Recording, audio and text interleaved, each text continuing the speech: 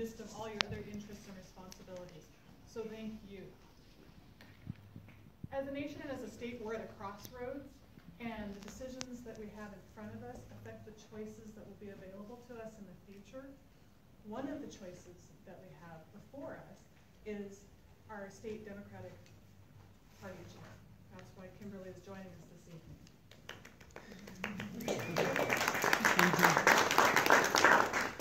Kimberly has a wide field of experience, from private industry to state government to the nonprofit sector.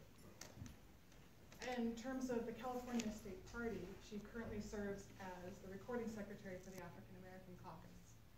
She has also been the director for Emerge California. If you don't know about this organization is dedicated to empowering and promoting women to run for and attain political office. In the 6 years under her leadership, more than half of the 400 alumni have achieved either appointed or elected office. Wow.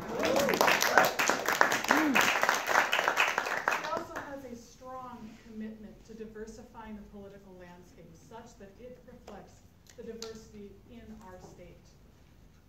As such, Emerge California, the alumni are 56% women of color. This is huge. I had an opportunity to hear Kimberly speak a few months ago at the District 7 California State Party meeting. Sorry, I'm getting a little flustered with my words here. I've also had an opportunity to watch some of the debates that she's had with another candidate for state party chair. What particularly impressed me about Kimberly was her commitment to grassroots organizing and fundraising. The reality is that we the people do have power, and it is tremendously important to have a party leader who fosters that. So please join me in welcoming Kimberly Ellis.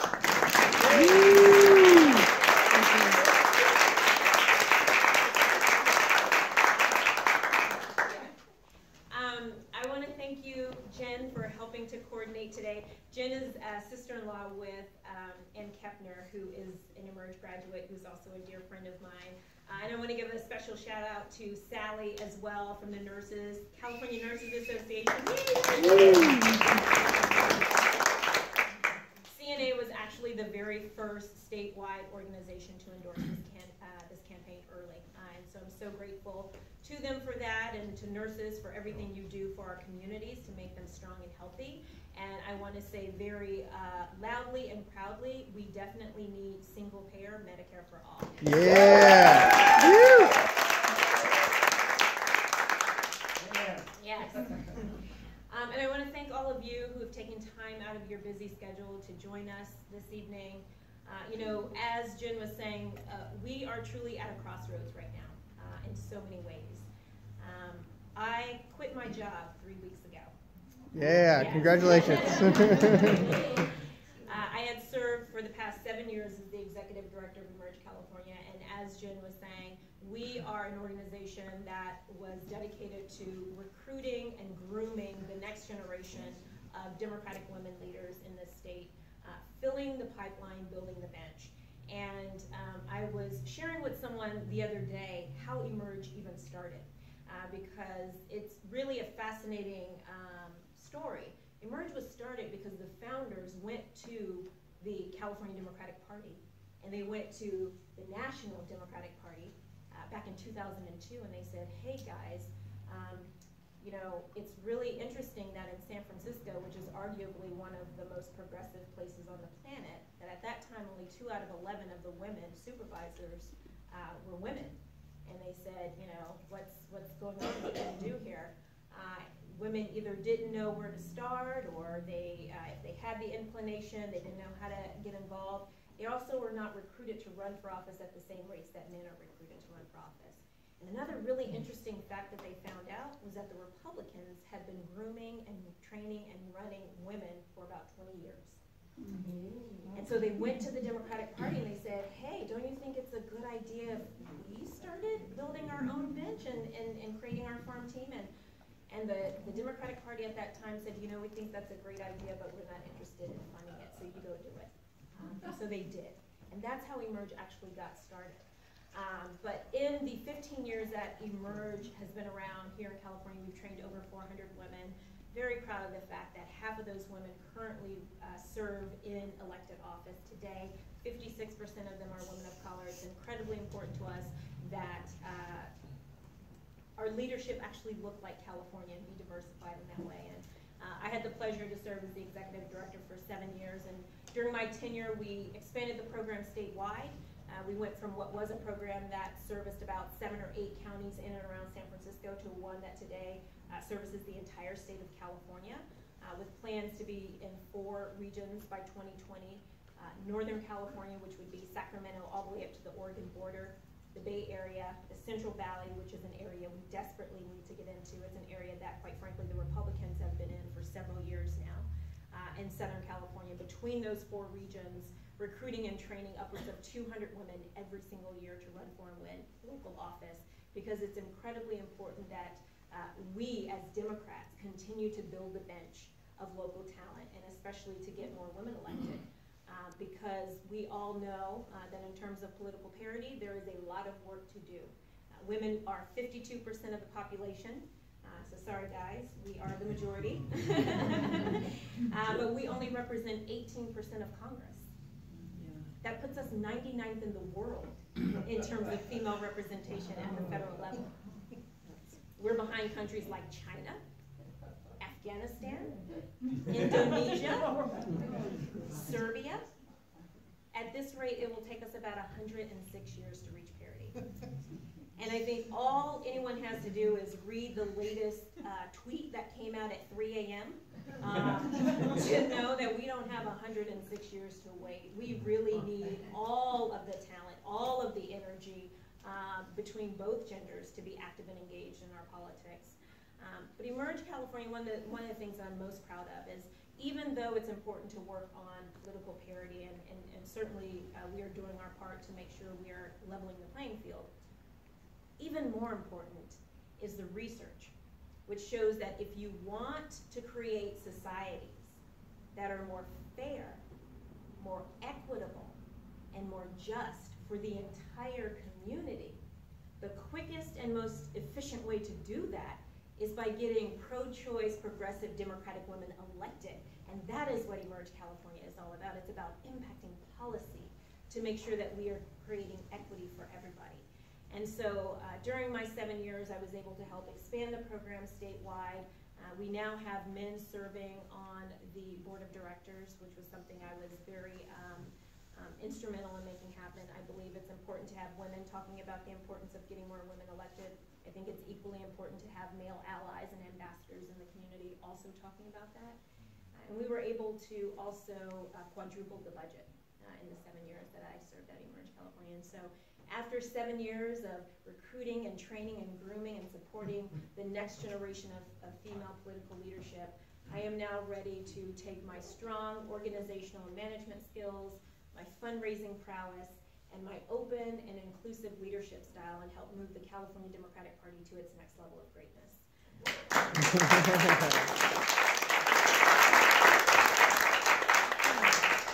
And so Coco and I met just before this meeting, and we were just talking about some of the issues that she's facing as a county chair. I've had the pleasure of visiting 40 out of 58 of the counties here in California. Wow. We have a commitment to try to hit all 58 of them at least once before this is over. But I was sharing with her that I grew up as a military kid. My dad was an officer in the Army, so that meant every 3 years we got to travel around and visit different places. I spent my elementary school years at the Presidio in San Francisco. Left my heart there. That's why I ended up back here. My middle school years were spent in the Midwest and in the South. And I had the incredible experience of attending high school on the beautiful island of Puerto Rico. So, claro que sí, hablo un poquito español. I graduated from high school and ended up at Jacksonville University in Florida. 2 weeks into my freshman year, I met my then boyfriend, now husband, who was out there on a basketball scholarship, and he was born and raised in Richmond, California. And so after I graduated, I followed him back out here. We've been together ever since, about 25 years. And yes, no kidding. It's a huge feat. You know, even though we traveled all around, Tennessee was always home base for me. I was born in Chattanooga, Tennessee. At the age of 3 is when my dad joined the military, and so after that we traveled all around, but we would always come back to Tennessee. Tennessee was home base, so holidays and vacations, we always come back to Tennessee. And I grew up with an old school Southern Baptist grandma who was the matriarch of our family, and I remember from a very early age my grandmother sharing with me what it meant to be a Democrat. And I remember my grandma telling me, Democrats are the ones who care about poor people. Amen. She said, yes. She said, Democrats are the ones who are in the soup kitchens making sure that the hungry are fed. Democrats are the ones who organize the coat drives in the wintertime to make sure that the kids have warm coats. And Democrats are the ones who fundraise to make sure the domestic violence shelter stays open. And so I grew up with a very firm understanding and a pride in what it meant to be a Democrat. And so you can imagine my heartbreak when just a few weeks ago, I was having a conversation with my daughter and her basketball team. My 17-year-old daughter, she plays varsity basketball for Kennedy High in Richmond. For those of you who know about Bay Area and the city of Richmond, it's like any other city. It has its challenges, but it's a city full of beautiful people. And the basketball team is a group of amazing young women. There are like 12 or 13 girls on the team, right? And it really reflects the community, right? There are like 8 black girls and 3 Latinas. There's 1 Asian girl and 1 white girl, right? So it's a great team. Amazing young ladies. Now, their record doesn't necessarily reflect that, how great they are. They're like 3 and 20. But I was having a pep talk with them and saying, listen, girls, regardless of what your record shows, I want you to know how proud I am of you ladies for showing up every single day to practice, ready to work, for staying focused on the court and off the court, for working together as a team, and regardless of what the final score says, you all are winners. And you're winners because no matter how many times you fall down, you keep getting up. And that really is what life is all about. And so then I started talking to them a little bit about Emerge and what Emerge does, right? Because I'm always planting the seed, right?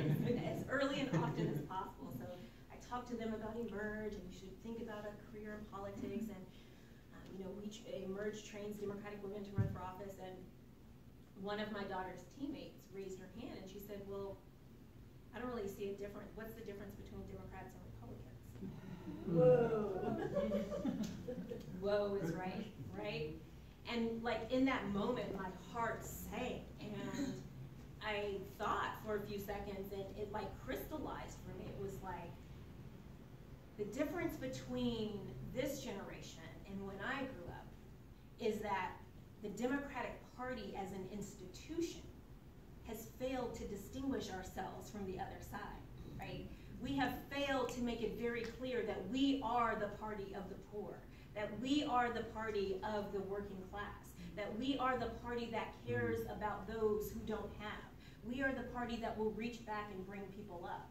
And so it struck me in that moment that really, if we are to be really honest about where we are right now, and for me, one of the big takeaways from November 8th is that it is really important that we recognize this inflection moment that we're in right now, and that we be able to take a long, hard look in the mirror. And if we are really, really honest with ourselves, we are going to have to be able to have difficult conversations amongst ourselves and tell hard truths. And the hard truth of the matter is that the Democratic Party as an institution, and some of our Democratic leaders at the highest levels, have forgotten what it means to be a Democrat. They have lost their way. They have forgotten our values, our democratic values and principles. And so really the question that is before us right now is, where do we go from here? And so I am running to be the next chair of the California Democratic Party, not just to bring a new vision to this party, I'm running not just to bring a new perspective to this party. I'm running not just to bring a new style of leadership that changes the tone, the tenor, and the culture of our politics. But I'm running to be the next chair of the California Democratic Party to redefine what it means to be a Democrat, to distinguish ourselves from the other side, so that my daughter's generation and other generations will have no questions as to what it means to be a Democrat. They will know very clearly that Democrats are the ones who care about people, about the planet, and about making sure that everybody has an equal opportunity. And so there are some of the things that I'm hoping to be able to do differently than previous administrations as the chair of this party. Number one, I want to get this party back to what it used to be brilliant at. And that is organizing, organizing, organizing. Organizing at the local level all across the state around issues that are important to us. It also means we're not going to organize 2 months before an election. We need to be grooming the next generation of community organizers who are organizing 365 days a year. And you know what else? We need to pay them to do that work. I was having a conversation, yes, right? Paying people is a good thing. Yeah. I was having a conversation in the back with CWA brother, and one of the things that I'm hoping to be able to do is to strike a new deal with the organized labor community. Because for far too long, organized labor has held this party up.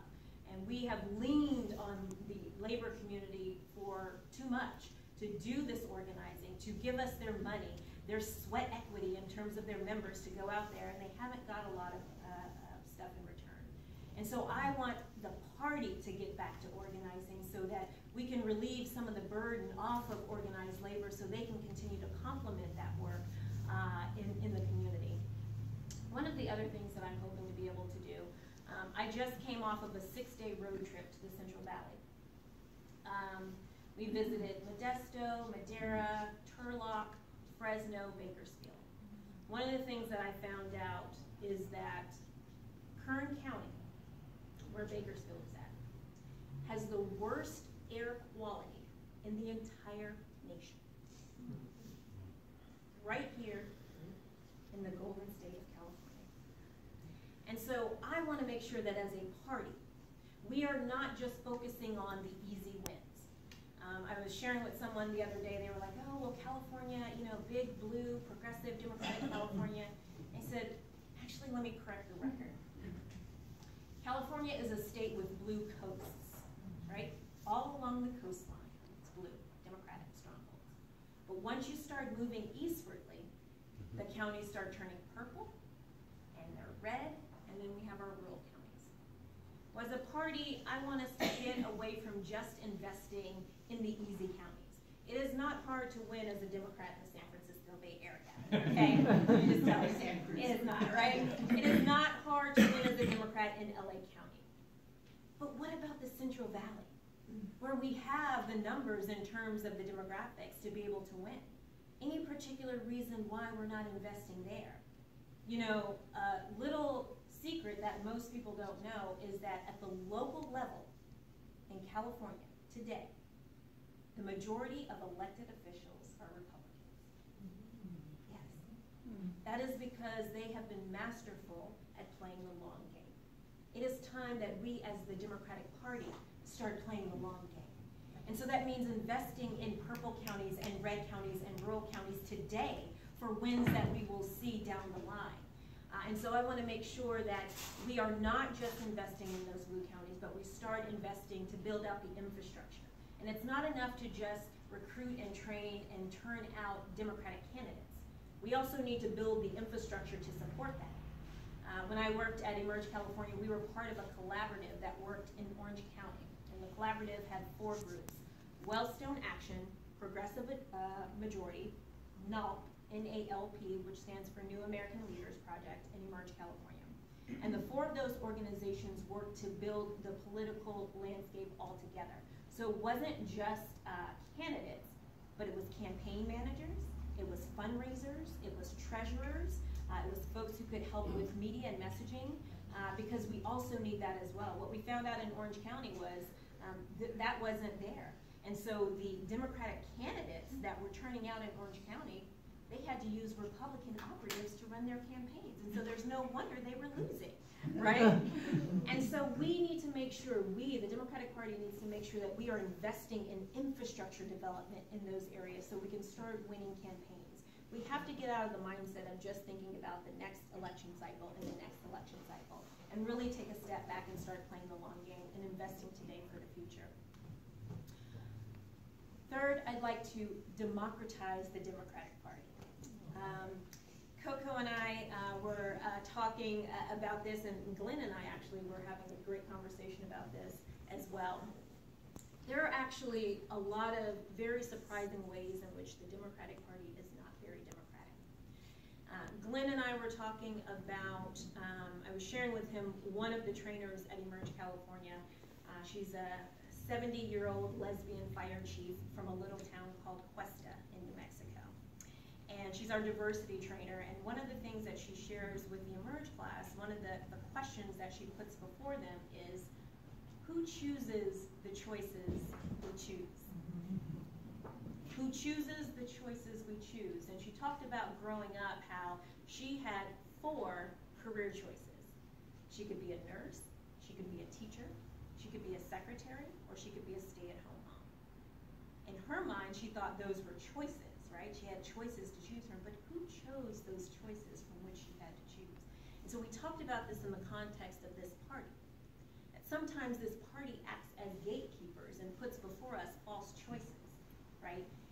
There is no shortage of talent here in the great state of California. And Glenn and I were talking about how great it is for democracy, and especially for the Democratic Party, which says that it values democracy, to have candidates, a variety of candidates running for office at every single level.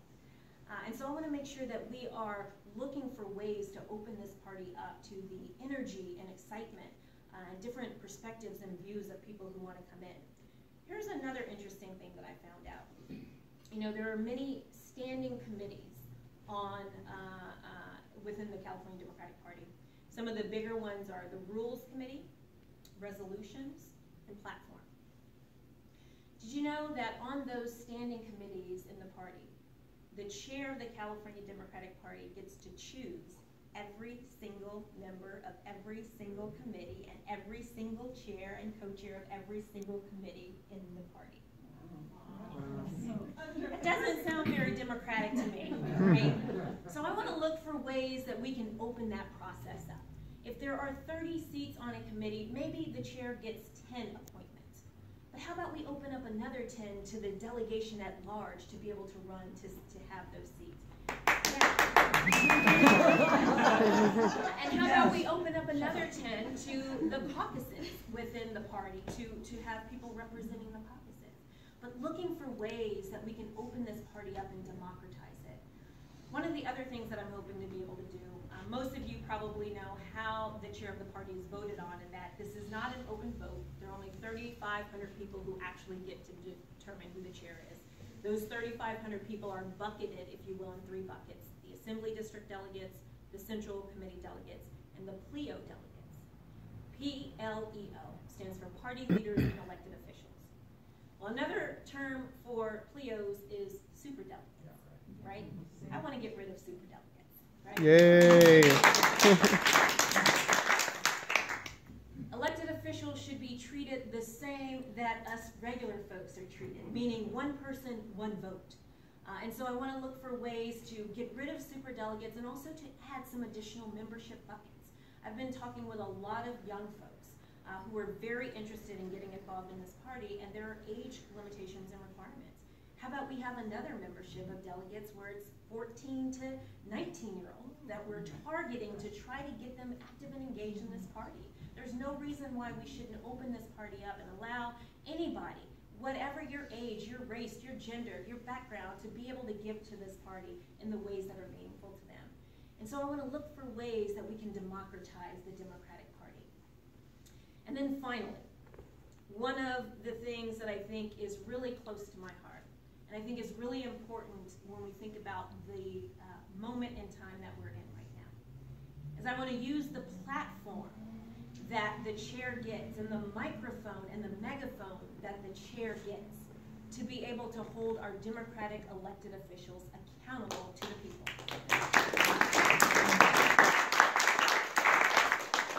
I was talking with someone a couple days ago, and she said, yeah, our elected officials should be more afraid of us than they are of their corporate donors. And I said, that's absolutely right, right? That's absolutely right. And so I want to use this as an opportunity to share with our elected officials that I am not here to make friends. I am sure I will make some great friendships along the way, but I'm not here to make friends. I'm here to be the conscience of this party. I'm here to remind them that their #1 concern should not be to protect their incumbency. Their #1 concern should not be to protect the status quo or to protect the moneyed interest. Their #1 concern as a Democratic elected official in the great state of California should be being representatives, being accountable to their constituents and to the people who they serve.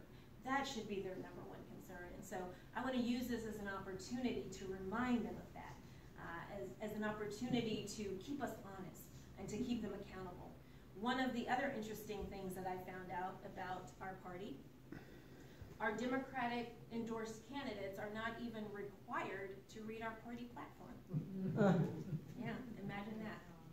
And so I want to make it a requirement that if you are a Democratic endorsed candidate, you must read our party platform. You know, I don't think it's too much to ask, you know, and the other thing that I want to look into that I think will help to encourage folks to read the party platform, I want to remove automatic endorsements of incumbents. I don't think that incumbents should be allowed to get automatically endorsed. They should have to come back to this party and to the local parties every single time they're up for re-election and stand on their record. We should work with organizations like the Courage Campaign that puts out a report card. And our elected officials should have to stand on their record and defend their record. And so let's make them come back. Let's not automatically give them the endorsement and the advantage. Let's make them come back and be accountable to us. And so this is a unique opportunity for us here in California. California is the 6th largest economy in the world. What happens here reverberates not just throughout the rest of this country, but really throughout the rest of the world. And we have an opportunity here in California with this race to do what only California can do. And that is to flex our political, our organizing, and our fundraising muscle to push progressive change, not just here in California, but throughout the rest of the country. The rest of the country is looking to California to be a beacon of light. As California goes, so goes the nation. And I want to show the rest of the country and the Democratic Party exactly what California is made of. Thank you so much.